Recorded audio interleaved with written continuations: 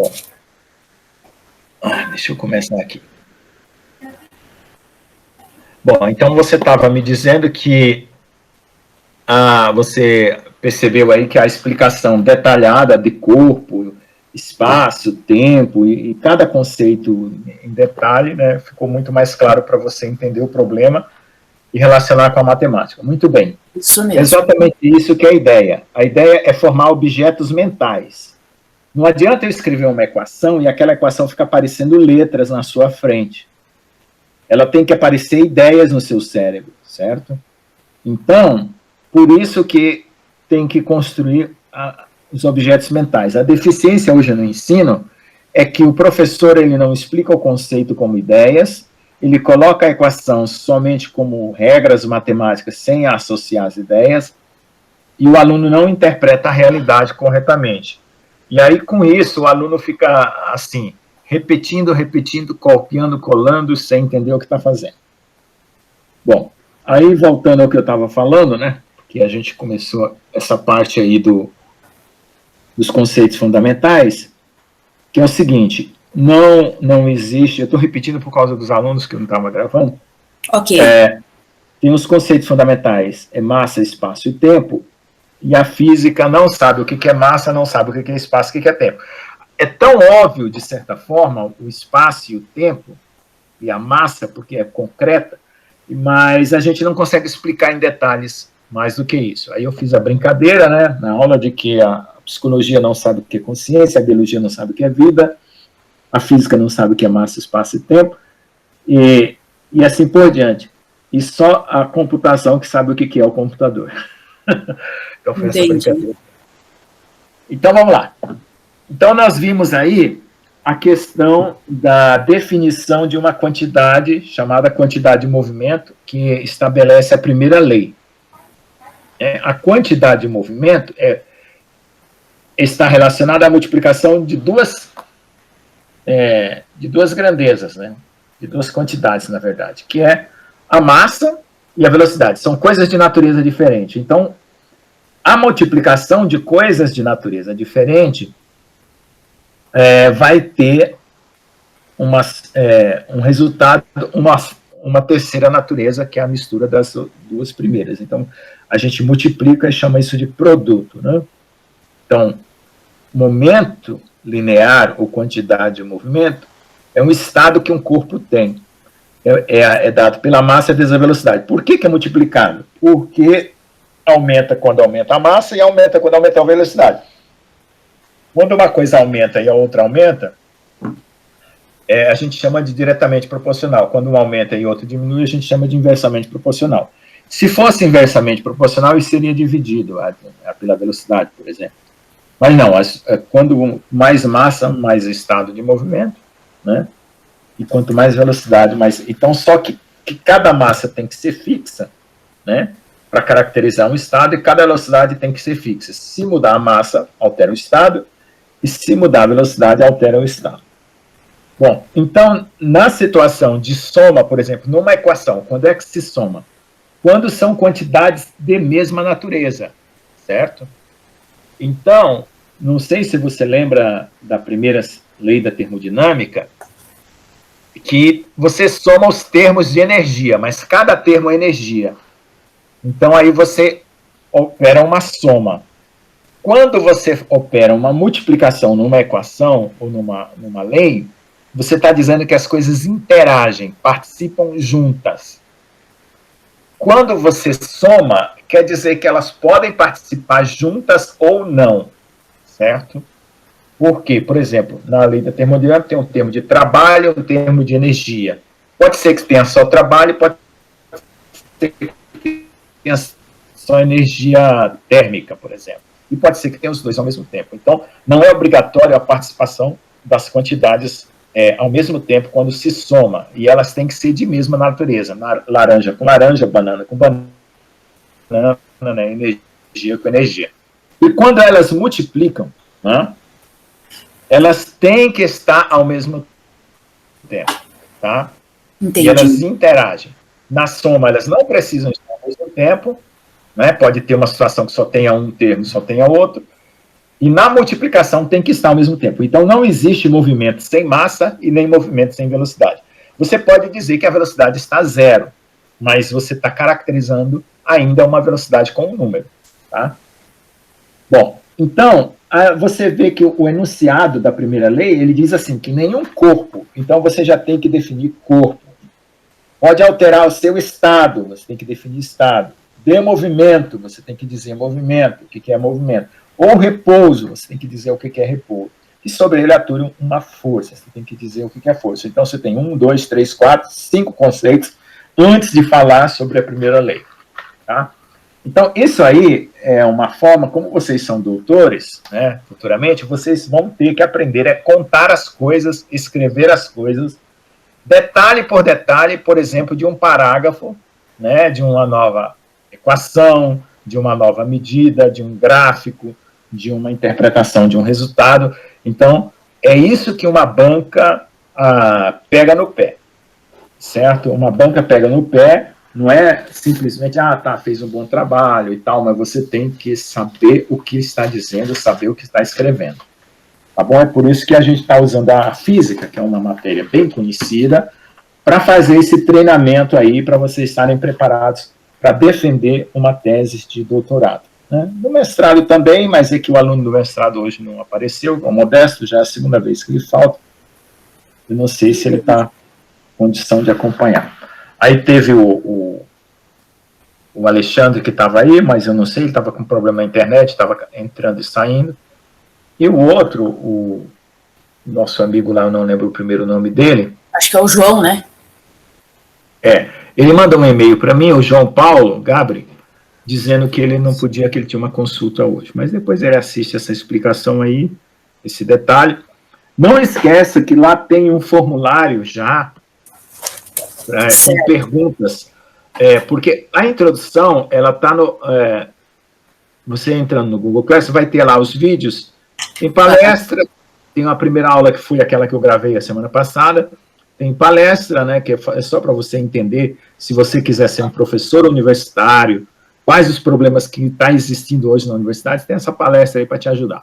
Mas no assunto da matéria mesmo, começa na introdução 1, tá? Aula introdução, aula 1. Aí eu peguei e coloquei uma aula 1A, que é só falando sobre o meu projeto de pesquisa, né, e a aula 1B, tá? Então essa aula é a aula 1B, e os formulários já vão começar a partir da parte 2, partículas, sistema partículas sólidos. Se bem que em partículas, sistema partículas sólidos, já foi falado, né, lá nessa aula 1B. Né? Então foi feita uma revisão da física. Então vamos para a segunda lei. Né? Então nós vimos que existe uma forma matemática de enunciar a primeira lei. Não é só contando, nenhum corpo pode alterar o seu estado de movimento, não. Você pega e escreve uma equação matemática para representar aquele enunciado da primeira lei. Né? Então, aí você tem a segunda lei, depois a terceira lei. Né? Então, vamos por partes. Então, você tem que definir estado. Né? Estado já foi dito, né? É massa vezes velocidade. No caso da termodinâmica, é temperatura, pressão e volume, mas no caso do movimento, é massa e velocidade. Você tem o conceito de movimento. O que é movimento? É a transição entre dois estados. Tem que ter dois estados para ter um movimento, e tem que ter uma transição, certo? O que é repouso? É um estado particular de velocidade nula. E o que é força? Força é o seguinte, na verdade, só existe força se tiver um agente atuante. A força não aparece do nada. Mas como o agente transmite, né, a pessoa que está exercendo a força sobre um corpo, um cabo, uma polia, uma corda, uma mola, né, um motor e coisas desse tipo, tem antecedentes, né, você coloca a força, né, em relação ao corpo, ao objeto, logo ali naquele momento que está acontecendo o fenômeno. Você não se preocupa se é uma polia que está ligada num cabo, se tem alguém puxando. Né? Você coloca a força na corda, por exemplo. Ou você está na corda. Né? E assim por diante. Então, a não ser quando você vai separar, né, situações em detalhes, que aí você vai separando. Né? Agora, se for uma pessoa, que está puxando um corpo. Você não vai ficar preocupado com as tensões no músculo da pessoa. Você diz, uma pessoa está puxando um corpo com a força de 10 newtons. Aí você coloca uma seta, 10 newtons. Aí você iguala isso aí, por quê?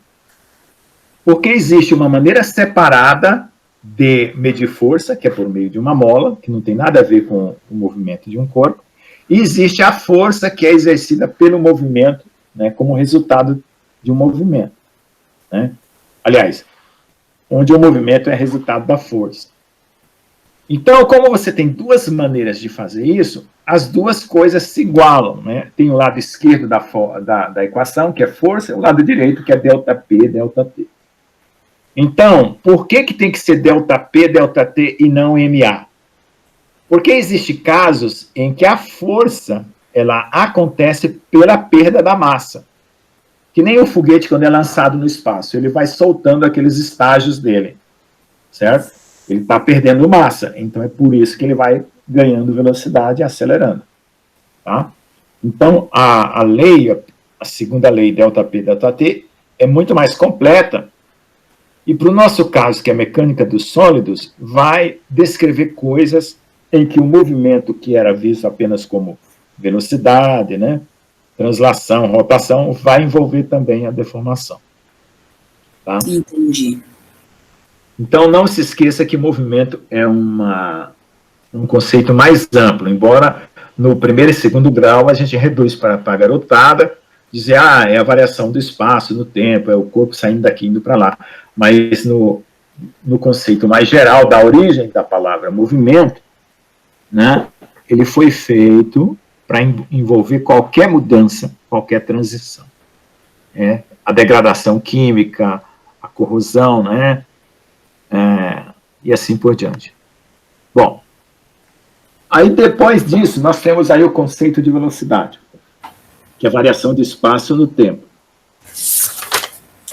Então, aí nesse conceito de velocidade, espaço e tempo, nós temos que ter um sistema de coordenadas, necessariamente não dá para colocar espaço em qualquer lugar. Você tem que ter um sistema de coordenadas para definir espaço com relação a uma referência que você dá para você mesmo, uma referência para você poder ter isso aí. Então, essa questão do sistema de coordenadas nos sólidos é muito importante. Por quê? Porque você pode colocar um sistema de coordenadas fora de um material que está deformando e um sistema de coordenadas em cima do material que está se deformando. Então, por exemplo, se você tem uma máquina de tração e você tem um strain gauge, que é aquele que mede deformação, que é parece um circuito elétrico que você cola, né? Uma molinha que você cola no corpo, e à medida que você distende o corpo, você vai tendo, à medida da deformação, um sinal elétrico vai sendo mandado lá. Não sei se você trabalha em qual laboratório, de química ou de física? Essa parte de ensaios de materiais eu conheço bem, professor. Ótimo. Então, você sabe o que eu estou falando. Sim, então é o seguinte, quando você tem uma máquina de ensaio, né, você tem um strain gauge lá, que é um medidor de deformação, que é colado no corpo exatamente para ver dois pontos do corpo se deformando. Então, esse sistema de coordenadas está acoplado no corpo. Né?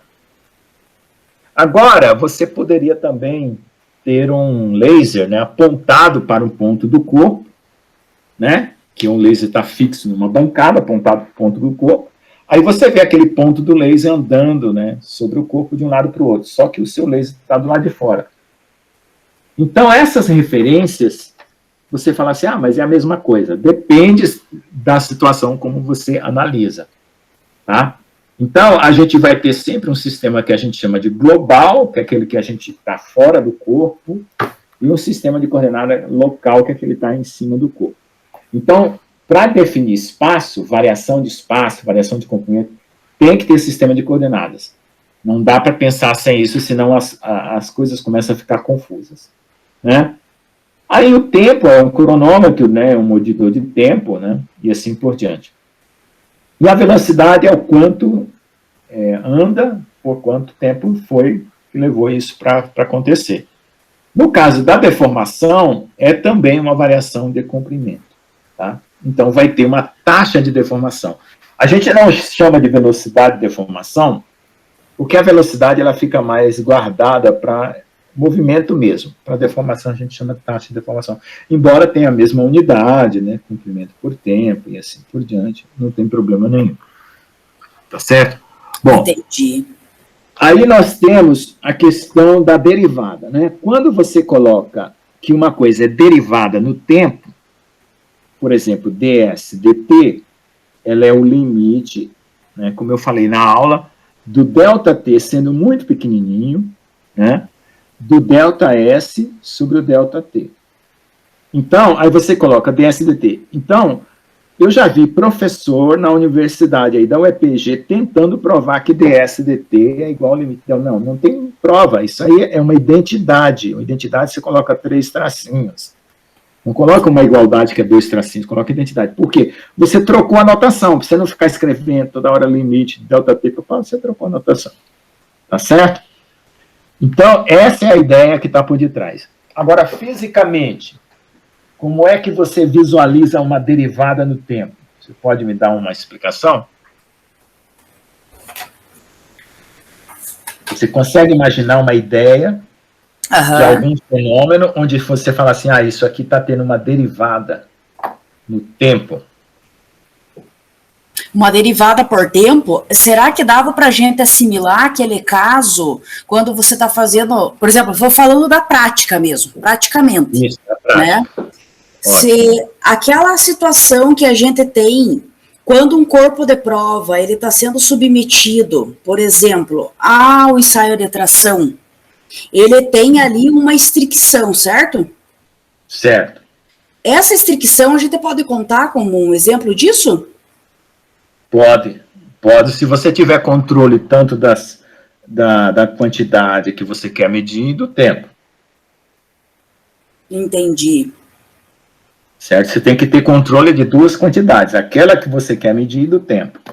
E aí a derivada seria exatamente a razão entre essas 2 coisas, a quantidade que você mediu e o tempo, para um tempo muito pequeno. Por quê? Por que tem que ser um tempo muito pequeno? Porque você quer olhar o fenômeno naquele exato momento.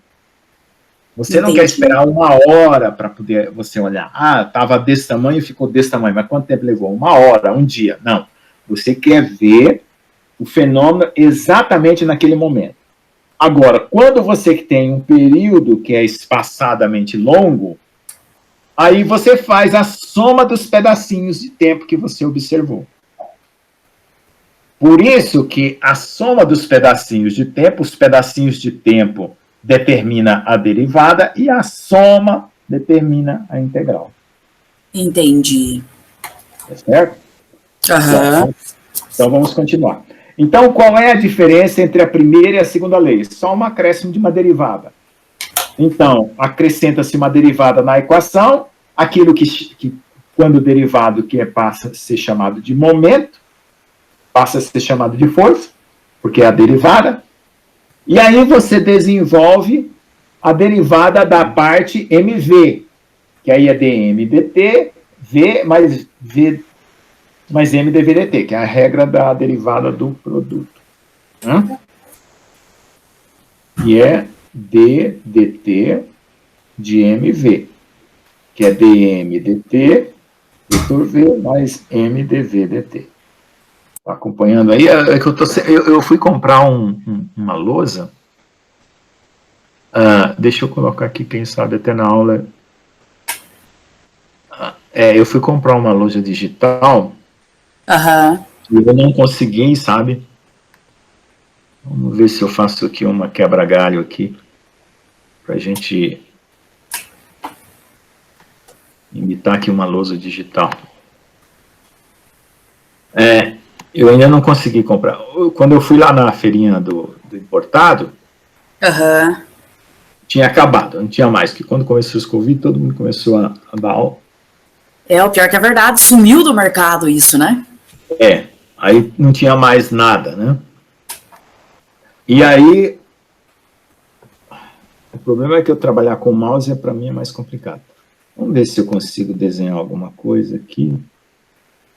Tem um Jan aqui. Deixa eu colocar aqui.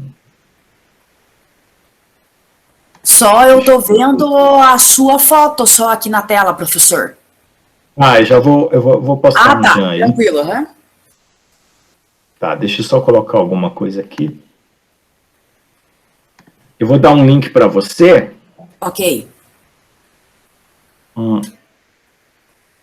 Tá indo para o seu e-mail, mas eu vou compartilhar o link aqui. Espera aí. Tá indo para o seu e-mail institucional, mas eu vou te dar o link aqui pelo chat para você. Ó. Ok. Bem no chat você clica e você vai entrar nesse Jean aí, que é tipo um quadro, tá? Ok. Bom, então vamos lá, onde é que está ele agora? Ah, tá aqui do lado. Quando você entrar, aí, você já entrou, tá aí. Tá certo? Aí tem uma canetinha aqui, então eu vou começar a desenhar aqui a situação. Então nós temos a derivada de mv, né? Em relação ao tempo. É que eu estou fazendo aqui no mouse e eu não tenho uma canetinha especial. Então, você tem uma derivada na massa. Isso aqui tudo é força, né? Porque isso aqui é força. Né? E a gente sabe que força já foi definido que é dp/dt. Tá dando para ver aí, né? Sim, sim, aham. Tá dando. Tá dando para ver. Então, é só a matemática aqui. Mas eu quero que você entenda o que está por detrás na física. dp, né? E o P, o que é o P? É o mv.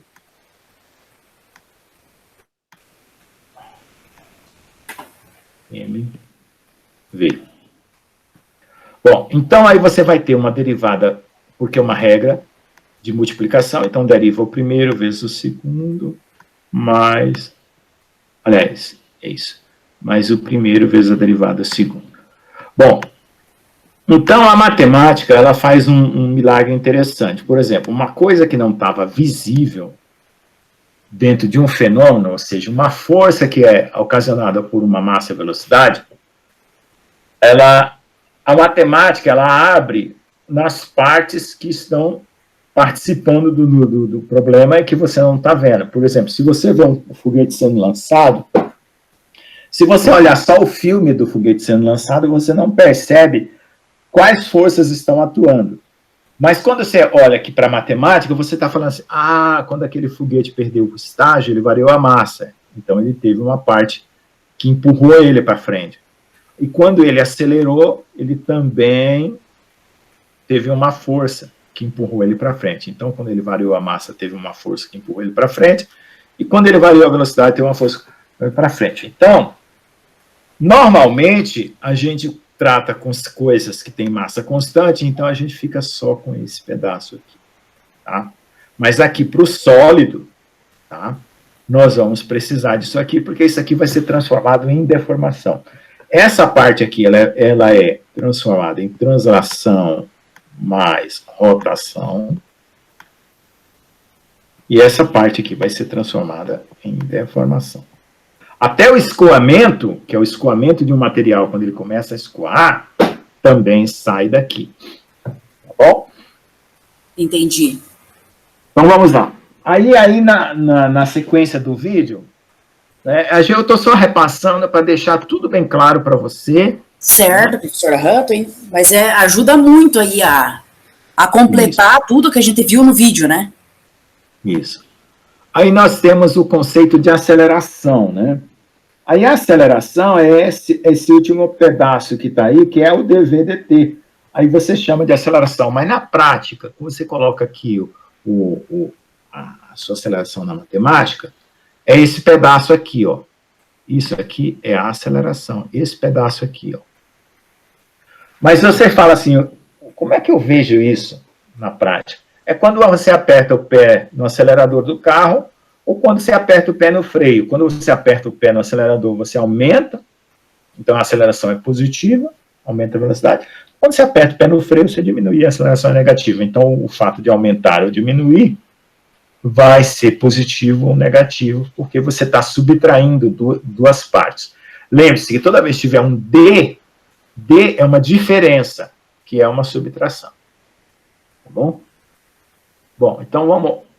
Aqui tem uma borracha, vou limpar aqui e vamos começar outra parte. Aí, lá no vídeo, né, a segunda lei e a terceira lei. A terceira lei é de ação e reação. Essa lei de ação e reação, ela vai aparecer nos corpos que estiverem em contato, certo? Basicamente é isso. Quando você tiver em contato, uma garra em contato com o corpo numa máquina de ensaio, né? Vai ter a força da garra em cima do corpo e a força do corpo em cima da garra. Então, sempre que houver contato, eu estou chutando uma bola, e o meu pé chuta a bola chuta meu pé.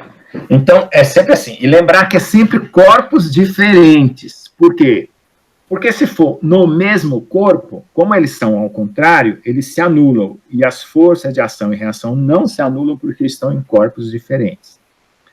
Tá? Então, a Terra atrai o Sol atrai a Terra atrai a Lua atrai a Terra. Tá? Entendi. No caso da gravidade, né, ela é, vamos dizer assim, invisível, no sentido que está transmitindo ao longo do espaço. Mas no caso do contato, a gente chama de força de superfície, que está em contato um com o outro. Bom, aí vem a terceira lei, né, que acabamos de falar. Essas três leis vão ser transformadas em linguagem de sólido, tá? Entendi. E agora elas estão em linguagem de partículas. Aí eu juntei várias partículas na aula para poder você ganhar uma tendência no raciocínio, ver como é que o raciocínio está ampliando vagarosamente. Então, por que eu faço isso? Porque eu podia chegar aqui com você e falar, olha, gente, a mecânica do sólido é pá, pá, pá, pá, pá, pá, pá, pá. Eu falei, pô, de onde o professor tirou isso? Então, eu sofri desse mal e eu não quero que meus alunos sofram, certo? Então, eu estou começando bem do básico para você ter um conhecimento organizado e orgânico, que cresça como se fosse um corpo organizado, né? Cabeça, tronco, mano, tudo cresça, né? E você vai entendendo os conceitos fundamentais, né?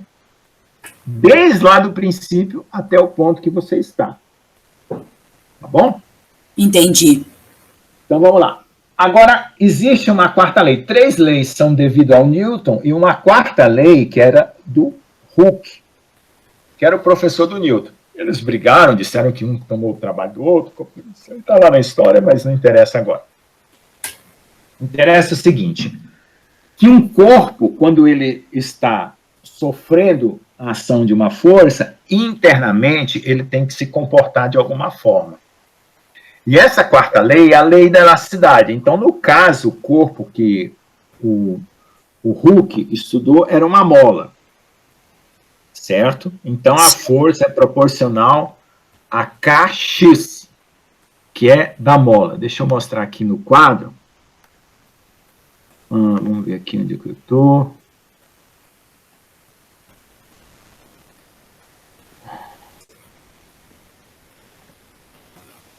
Vamos lá aqui.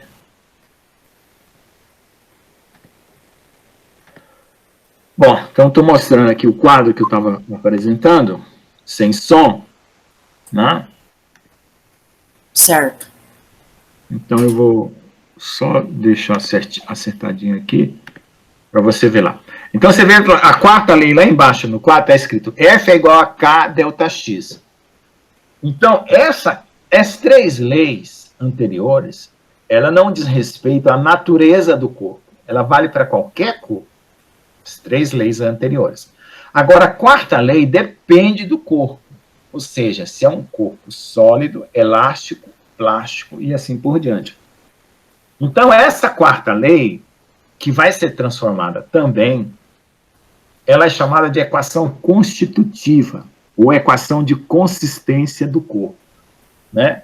Os físicos chamam de consistência, os engenheiros chamam de constitutiva. Sempre tem na física e na engenharia uma diferença de terminologia, mas significa as mesmas coisas. Discordância e deslocação. Em metais, nós temos as discordâncias, né, na metalurgia. Lá na física, eles vão chamar de deslocação da rede cristalina. Mas não tem problema nenhum, tá bom? Bom, aí nós vimos aqui, vou adiantar o vídeo aqui um pouquinho. Eu não sei se estava tendo eco, né, mas eu coloquei o vídeo, vocês podiam assistir no YouTube, porque também aí eu saberia o tempo de voltar. Aí vocês iam assistir no YouTube, né, vocês iam prolongar um pouquinho mais, um pouquinho menos, mas aí teria o tempo cronometrado para eu voltar. Então vamos lá. Então essa lei do Hooke aí, como está mostrando no quadro, ela veio dos experimentos de uma mola, certo?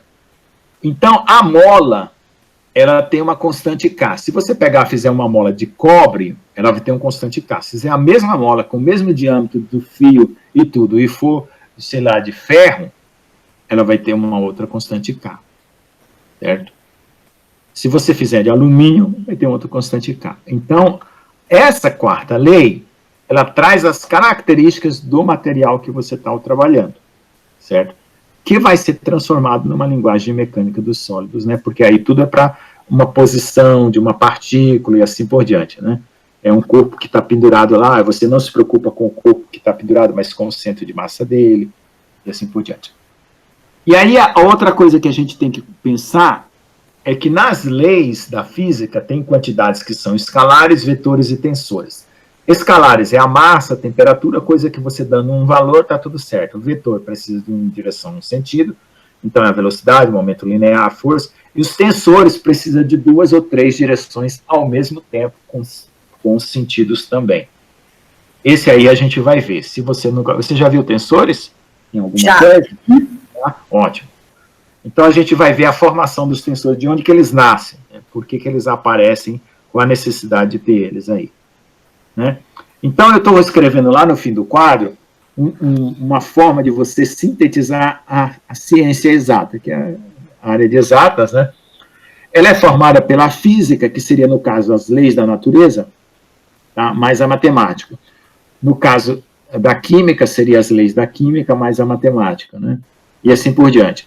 Então, essa aí é a síntese das a ciência exata. Então, você tem que conhecer a realidade, que são as leis, o problema em si, e saber escrever matematicamente, que é o que a gente está aprendendo aqui, saber descrever matematicamente.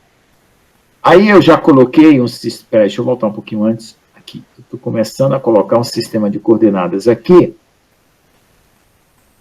para escrever o problema para uma única partícula, que são as 4 leis que estão do lado esquerdo. Né? E aí, essa partícula que tem uma massa, uma velocidade, tem um sistema de coordenadas e assim por diante, como eu já falei aqui, são objetos mentais que você tem que associar àquelas leis que estão do lado esquerdo aqui do quadro.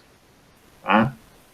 Tá dando para ver aí, né? Sim, sim, dá para ver, professor, bem claro. Então não adianta eu escrever só o lado esquerdo do quadro e não representar fisicamente, como está aqui no meio do quadro. E não adianta eu só colocar fisicamente e você não saber escrever matematicamente. Então tem que interagir as duas linguagens, a matemática e a física. Bom, aí lá para frente, né, eu estou mostrando que conforme for a forma do meu corpo, se ele for um cilindro, se ele for, né, uma esfera, vamos ter que mudar o sistema de coordenadas para adaptar para a forma do corpo. Né? Aí eu mostro a diferença entre equação e lei. A lei, ela não pode depender do sistema de coordenadas. Quando você fala assim, o meu corpo é um cilindro, vamos transformar aqui para coordenadas cilíndricas. Aí você está transformando numa equação particular. Tá certo? Porque, às vezes, numa defesa de doutorado, o cara fala, segundo essa lei aqui... Opa, mas isso aí não é a lei, isso é uma equação. Tá? Então, são terminologias que você tem que saber bem explicar. Porque as leis são fundamentais, elas não são muito em grande número, são 3 na mecânica, né? A quarta lei, que vem da elasticidade, 3 na termodinâmica, 4 no eletromagnetismo, e na mecânica quântica já não é nem lei, já se chama postulado. Tá bom? Aí eu estou mostrando que quando eu estiver usando E1, E2, E3, vai corresponder a qualquer um deles, retangular, cilíndrica ou esférica. A retangular vai ser IJK, A cilíndrica vai ser ρ, que é o raio do cilindro, θ, que é o ângulo, e z aqui, que é a altura do cilindro. E quando for esférica, vai ser r, θ e φ. Tá bom? E outra coisa, por que que eu não posso pegar um paralelepípedo, que é retangular, e resolver em coordenadas cilíndricas ou esféricas? Por que que eu tenho que compatibilizar a forma do corpo com a forma do sistema de coordenadas? Porque as equações ficam muito mais simples. E outra coisa, você não consegue separar as variáveis se você tiver com sistemas de coordenadas incompatíveis. Tá? Existe um teorema matemático que prova isso, chama Teorema das Transformações Canônicas. Ok? Que diz que toda vez que você tiver uma forma do corpo definida, você tem que procurar um sistema de coordenadas muito compatível com a forma que você está definindo. Entendi. Porque senão, já vi professores na física, na nossa física aí da UEPG, tentando resolver problemas de cilindro com coordenadas cartesianas. Aí fica complicado, o cara fica louco, não vai para casa, não dorme, porque não tem como separar as variáveis. Bom, aí agora eu estou pegando aquela partícula e vou juntando tudo que eu falei para partícula para sistemas de partícula. O que é sistema de partículas? São partículas individuais que estão tendo a mesma propriedade que uma partícula, né? Só que elas estão juntas. A única diferença é que elas estão aparecendo todo mundo ao mesmo tempo. E eu vou definir uma coisa chamada centro de massa, que na verdade existe fisicamente, mas ela acaba sendo uma abstração matemática, que é a somatória de todas as massas dividido pela massa total. Aí você soma todas as massas, vai multiplicando por cada posição de cada uma, né, e divide pela massa total. Porque você vai ter uma igualdade, né, que precisa ser satisfeita. Já já eu explico isso aí. Então aí eu vou fazer o seguinte, eu uso toda essa matemática para desenvolver a ideia de que eu tenho que chegar numa equação mais simples possível. Por quê? Na ciência, tudo tem que se tornar simples. Porque se você começar a explicar uma coisa, você usar um elefante para explicar uma formiga, você joga fora um elefante. Porque um elefante é muito mais complicado que uma formiga, certo? Isso é uma qualidade que a gente tem que ter, de sempre ter um pensamento crítico e jogar fora aquilo que está muito mais difícil de explicar. Você tem que procurar coisas simples para explicar. Então, esse se chama navalha de Ockham. Ockham é um filósofo que disse isso que eu acabei de falar. Isso se tornou um método, né, a ser sempre aplicado. Quando uma coisa está usando coisas mais complicadas do que aquilo que você quer explicar, é porque está errada a explicação. Tá certo? Entendi. Então, vamos lá. Até para você, como professor e tudo, você tem que ter esse senso crítico aí. Quando começa a complicar muito, as pessoas... Não, pera um pouco, gente, vamos parar, porque ou eu não estou entendendo, ou estão usando coisa errada para explicar.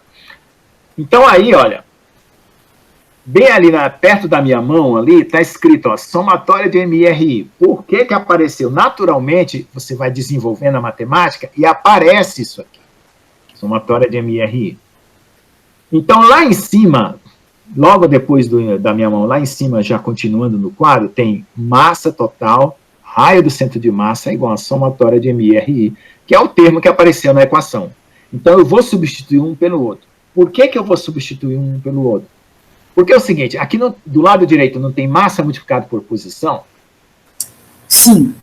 Certo. Então, do lado esquerdo tem que ter uma massa multiplicada por uma posição, para poder dar a homogeneidade na equação. Do lado direito tem que ter uma coisa, do lado esquerdo tem que ter a mesma coisa. Embora escrito de maneira diferente, mas no final o resultado tem que ser homogêneo, que a gente chama de mesma natureza. Aquilo que eu falei. As coisas são somadas laranja com laranja, banana com banana, né? Força com força, energia com energia e assim por diante. Então, se eu passar o termo por outro lado, subtrai dá zero. Então, se uma coisa que é subtraída dá zero, então é porque as duas são iguais. Então, se eu pensar que existe uma massa total, que é a somatória das massas, então a única coisa que resta pensar é que o termo multiplicativo que está ali, que é o RC, que é o R do centro de massa, né, é uma posição específica. Por isso que eu passo depois a massa dividindo lá, e fica RC igual a 1 sobre M, somatória de MRI. E aí, quando eu coloco a massa para dentro da somatória, eu fico MI sobre MT, que é uma média ponderada. Então, na verdade, eu estou fazendo o centro de massa, o resultado dele é uma média ponderada das posições das partículas. Ponderada pelo quê? Pelas massas individuais. Bom? Entendi, professor. Então, vai ter agora, lá no questionário, quando você for responder, perguntas sobre essas coisas que eu acabei de explicar aí. Tá? Certo. Vamos continuar para frente aqui. Aí, daqui a pouco eu já encerro, já são quase 11, já são 11h40, né? A gente atrasou um pouquinho. Bom, aí eu peguei tudo que eu expliquei na matemática, eu expliquei com um voo de pássaros, né? Não sei aí onde foi que eu mostrei isso. Talvez tenha adiantando muito. Aí. Então, eu coloquei os voos de um pássaro, aliás, de um grupo de pássaros, né? Deixa eu mostrar aí. Vou mostrar essa ideia do centro de massa. Não sei se dá para ver uma nuvem negra lá, ó. Dá para ver bem, aham. Então, aí eu falo que tem um centro de massa, que seria calculando cada posição de cada pássaro por cada coordenada, né? E ainda teria eu estou mexendo com as mãos lá, explicando que eu tenho uma dilatação do corpo. Então, esse corpo aí, ele tem uma deformação. Coisa que não acontece, por exemplo, se eu jogar pela janela uma cadeira, uma bola, a bola não vai inchar e nem murchar, a cadeira não vai esticar. Então, não vai ter movimento interno, tá certo? Tá? Então, não vai ter movimento interno. E, nesse caso aí, tem movimento interno. Aí eu mostro que movimento lá no canto da lousa, do lado direito, embaixo, é a soma de translação, rotação e deformação. E essa deformação, né, ela pode ser elástica e plástica, que é o assunto da nossa matéria. Aí eu vou aplicar a segunda lei, agora, né, porque eu fiz tudo isso para a primeira, e repito tudo para a segunda, usando as somatórias. Tá? Então, cada coisa vai ter que ser representada de forma igual. Por exemplo, a força resultante aqui do lado esquerdo tem a dPr, dt, e a força individual, que é Fi, é dPi, dTi. Certo? Bom, aí eu concluo que eu fiz a mudança de uma partícula para sistemas de partículas, né? Mostro que todas as situações acabam se repetindo, né? Só que agora a visão do corpo é a visão do centro de massa, ou seja, todo o meu sistema de partículas, certo? Tem que estar sendo agora visto como um ponto único no meio daquela nuvem de pontos, que é o centro de massa, como eu estou desenhando ali no canto direito da lousa. Entendi. Esse ponto, ele vai mudar de uma posição para outra, eu estou desenhando a outra posição, e aí eu estou dizendo que nessa situação toda, tudo que eu escrevi para trás vai ter que valer para essas duas situações. Tá? Momento, força, primeira, segunda e terceira lei. Tá certo? Com os movimentos que vão estar associados a ele. Translação vai ser mudança de posição, rotação vai ser mudança de ângulo, e deformação vai ser mudança de um comprimento estabelecido no meio do corpo. Que no caso lá, do exemplo dos pássaros, é eu pegar dois pássaros ali e ficar acompanhando. Pinto um de azul, um de vermelho, e fico vendo onde que eles foram parar. Certo? No caso de um ensaio mecânico, seria 2 pontos em cima do corpo lá da restrição, como você falou aí no seu exemplo. Entendi. Bom, aí eu faço um resumo da aula, né? Mostrando como foi transformado do lado esquerdo, aqui está partículas, aí depois está um pouquinho para frente, aqui está as sistemas de partículas, e aí eu estou preparando você para a próxima aula, que é como transformar isso para um sólido. Aí, ó, tá vendo? Voltando só um pouquinho aqui, ó, eu estava do lado do quadro, tem uma bolinha lá com sistema de coordenadas e tem um monte de bolinhas ali com o mesmo sistema de coordenadas ou um sistema de coordenadas idêntico. Então, aí eu estou com as 3 leis do lado esquerdo, um pouquinho para frente, as 3 leis para o sistema de partículas. Aí a pergunta é, como é que eu faço isso virar sólido? Que é o final da aula. que é o nosso assunto, né? Então, eu vou lá para o canto do quadro, pego o exemplo que eu estava dando dos pássaros, né? Começo a explicar em cima do exemplo dos pássaros, e aí eu vou assim, e o sólido, escrevi ali no meio da lousa. E o sólido, com ponto de interrogação, como é que fica? Né? Aí eu desenho um sólido, né? Eu coloco aquele risquinho para você lembrar que o sólido tem uma tridimensionalidade, aquele tracinho ali, eu brinco, né? Falo que ele tem uma tridimensionalidade. Tem um sistema de coordenadas, tem um centro de massa, aquele ponto que está aquele raio ali saindo da origem do sistema de coordenadas. E aí eu vou colar aquelas partículas que eu estava imaginando antes, umas às outras, né? Vou imaginar o sólido, e aí vai ter a necessidade da quarta lei. Por quê? Embora eu não escrevi a terceira lá, a terceira a gente só usa quando os corpos estão em contato.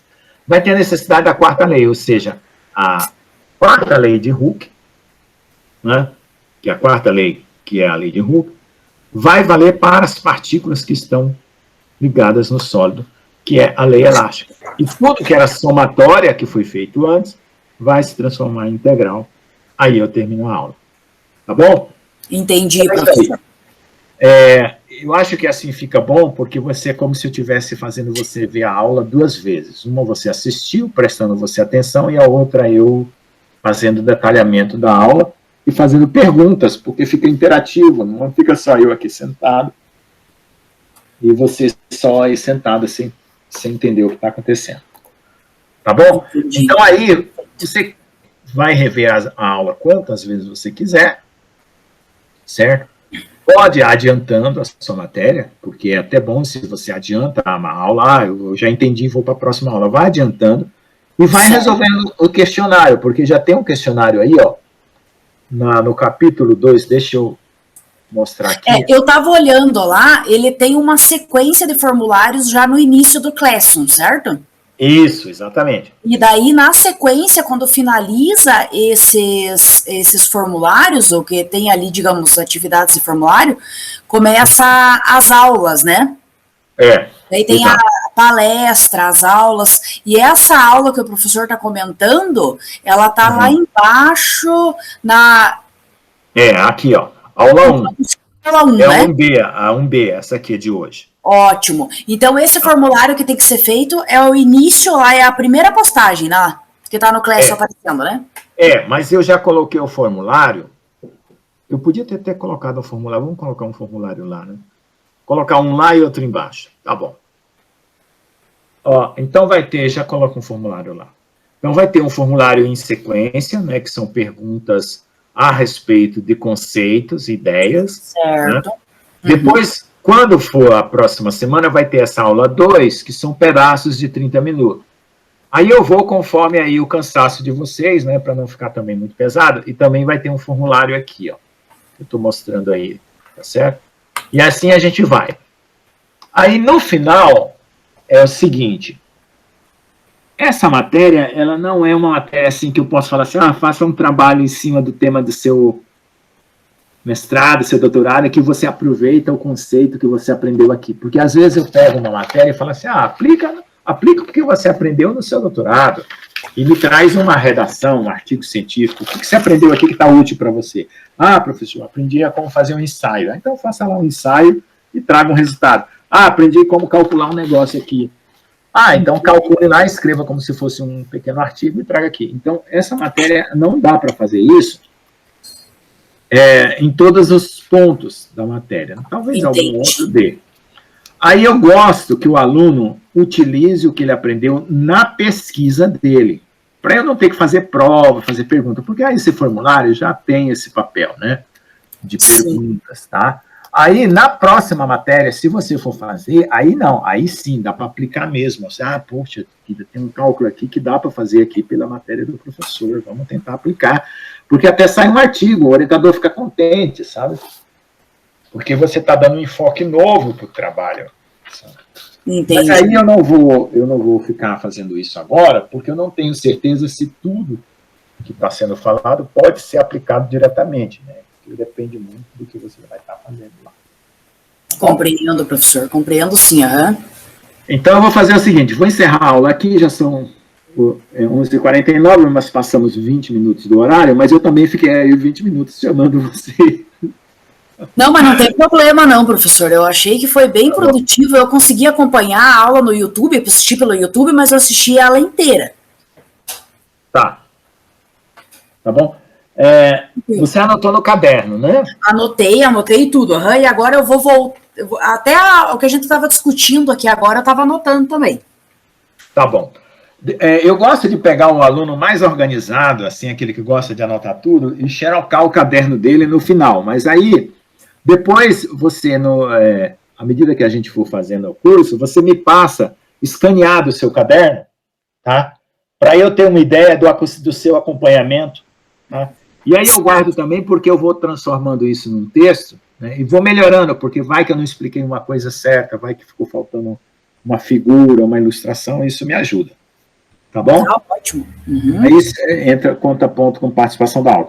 Então, a avaliação vai ser assim, vai ser pelo formulário, né, pela participação aqui nas perguntas, né, nas anotações, e depois a gente faz uma avaliação final, né, só para fechar aí alguns pontos que ficaram faltando. Tá bom? Sensacional, professor, ótimo. Obrigado aí por tudo, vou interromper a gravação até semana que vem.